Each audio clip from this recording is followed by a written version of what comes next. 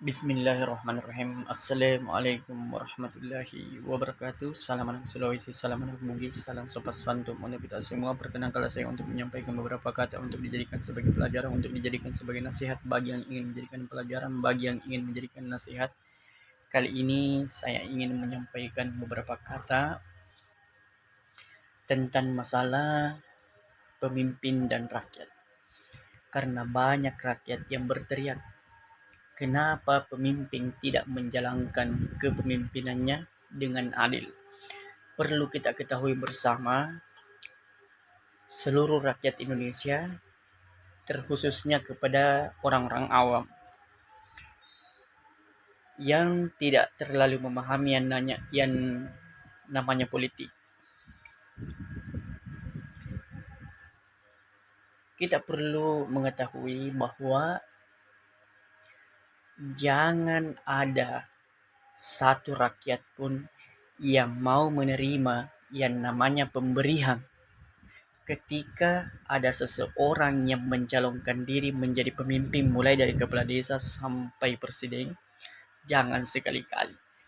Karena ketika seseorang mencalonkan diri untuk menjadi pemimpin kemudian dia memberi, maka jangan pernah berharap untuk bisa menjadi pemimpin yang adil atau bisa menjadi pemimpin menepati semua janji yang pernah dia janjikan. Karena kenapa? Ketika suka memberi pada waktu mencalonkan, maka ketika nanti dia terpilih,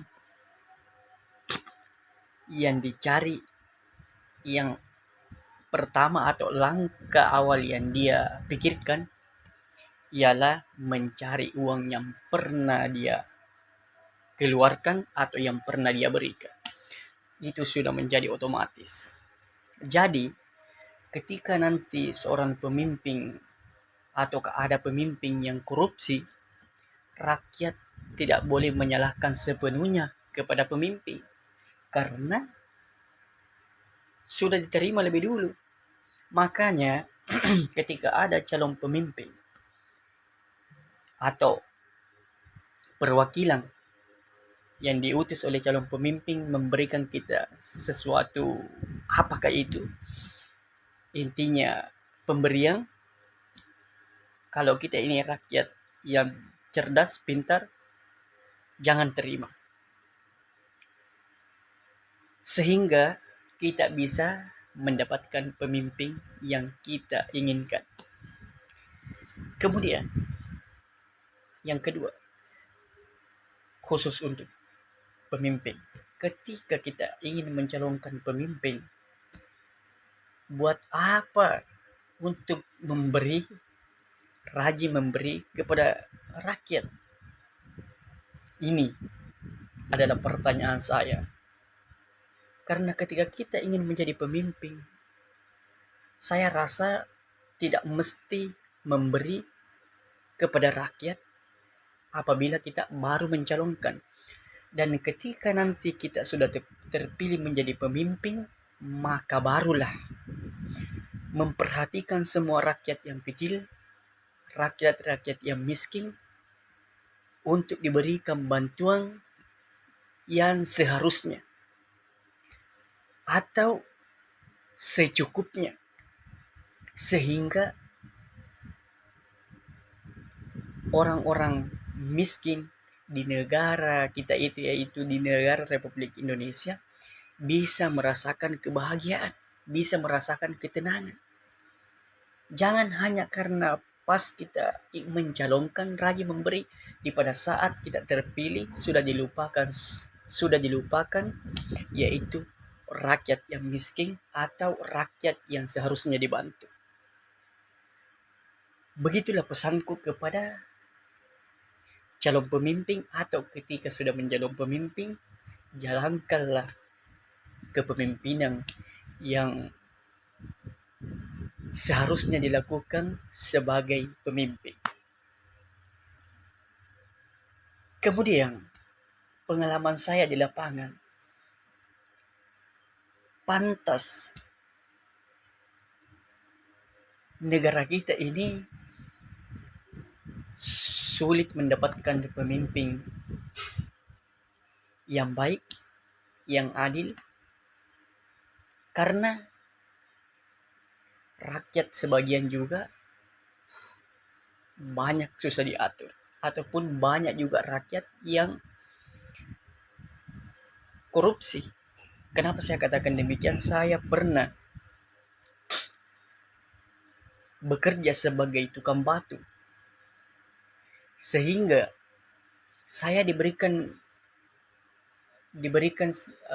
sesuatu perintah bahwa kurangi itu campuran, kasih campurannya menjadi 61 atau 71, 6 pasir keroba, 1 sak semeng, padahal semeng 40 kilo. Maka saya katakan, kenapa begini?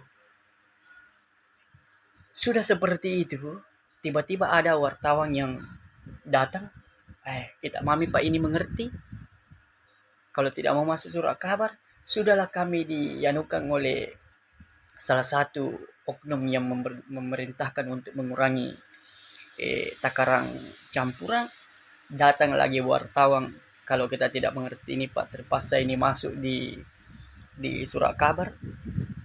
Mulai dari oknum ini sudah korupsi, datang lagi, seharusnya ini memberikan kita sesuatu arahan, kalau begini Pak, bagaimana caranya supaya ini bisa distabilkan kembali kepada yang sebenarnya, ini campurannya berapa supaya pembangunan ini baik. Seharusnya saya tunggu bahasa seperti itu. Apa yang bisa kita petik di sini? Kalau rakyat-rakyat seperti ini korupsi, bagaimana dengan orang-orang di atas? Jadi kalau di negara kita ini banyak orang korupsi,